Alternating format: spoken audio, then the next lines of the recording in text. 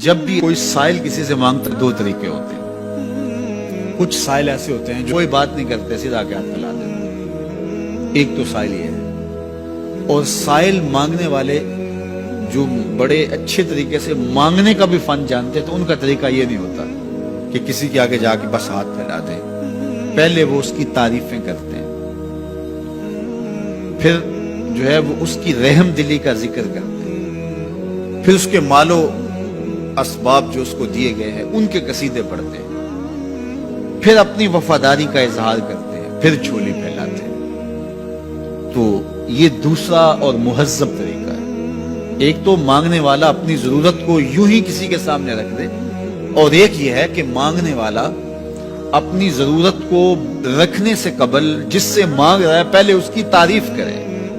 اب بندے اللہ سے ہدایت مانگنے کے لیے کھڑے ہوئے, پہلے تو وضو کیا, صاف ستھرے ہوئے, کانوں پہ ہاتھ لگائے, اس کے بعد ہاتھ باندھ کے ادب سے کھڑے ہو گئے, اور اب مانگنے لگے تو کیا بولے, الحمدللہ رب العالمین. وہ آتے ہیں نا مانگنے والے دروازے پہ تو کہتے ہیں دوبارہ وسطہ روے, فلاں ہو فلاں ہو, وہ تعریفیں کرنے لگ جاتے ہیں. تو یہ مرحلہ ہوتا ہے. ابھی اس نے سوال لب پہ نہیں لایا ہوتا تو گھر والا پہلے بچے کو کہتا ہے جا اتنے پیسے اس کو دے گیا. میاں وہ تو آپ کی تعریفیں کر رہا ہے, مانگ تھوڑا رہا ہے. وہ سمجھتا ہے جو تعریفیں کرنا شروع ہو گیا یہ مانگنے کے لیے تو کر رہا ہے. اللہ اکبر. تو جب بندہ الحمدللہ کہتا ہے رحمتیں اسی وقت برسنا شروع ہو جاتی.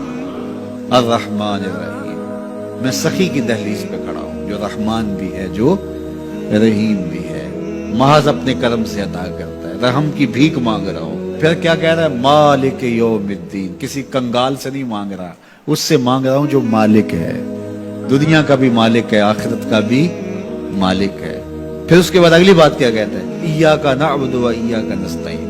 مالک میں پوچھتا بھی تجھے ہوں اور مانگتا بھی تجھ سے ہوں. دیکھو سائل اس اعتبار سے بھی دو طرح کے ہوتے ہیں. ایک سائل ہوتا ہے جو بائی پاس پہ اترتا ہے, ایک کے گھر کے سامنے جاتا ہے, یہی طریقہ صحیح مانگنے کا, لیکن جاتا ہے کہ گھر کے سامنے تعریفیں کرتا ہے, اور مالک خانہ کو پتا ہوتا ہے کہ یہ ہمسایہ سے بھی مانگ کے آیا ہے, میرے گھر سے بھی مانگ رہا ہے, اگلے گھر سے بھی مانگ رہا ہے, تو وہ اسے تھوڑا سا آٹا دے دیتا ہے, 1 روپیہ دے دیتا ہے. اس کو پتا ہے اس نے پورا گاؤں مانگنا ہے, آدھا گاؤں مانگ آیا ہے, آدھا گاؤں اس نے ابھی مانگنا ہے, تو سارے 1-1 روپے دیتے ہیں.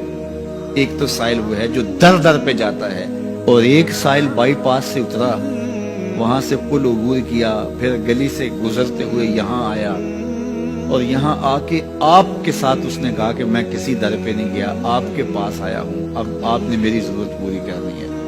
تو پھر 8 آنے 5 روپے تو نہیں دیے جائیں گے, پھر تو جو میری استطاعت ہوگی, جو آپ کی استطاعت ہوگی, اس استطاعت کے مطابق دیں گے کہ یہ سارا شہر چھوڑ کے آیا ہے, یہ کسی سے نہیں مانگتا, یہ مجھ سے ہی مانگتا ہے.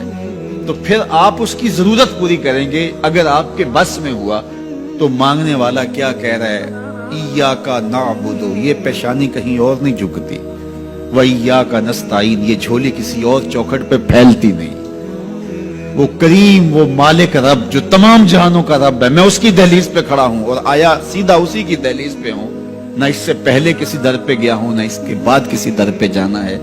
تو پھر مالک بھی کرم نوازیاں اور رحمتیں اس کی جھولی میں ڈال دیتا ہے. اب اتنی لمبی تمہید باندھنے کے باوجود مانگا کیا, ذرا غور کیجئے. یہ وہ ہے جو ہم ہر روز ہر نماز کی ہر رکعت میں مانگتے ہیں, اور مانگنے کا طریقہ کتنا خوبصورت ہے, اور مانگنے والے یوں ہی مانگا کرتے ہیں. پہلے جس سے مانگنا اس کی تعریفیں کرتے ہیں.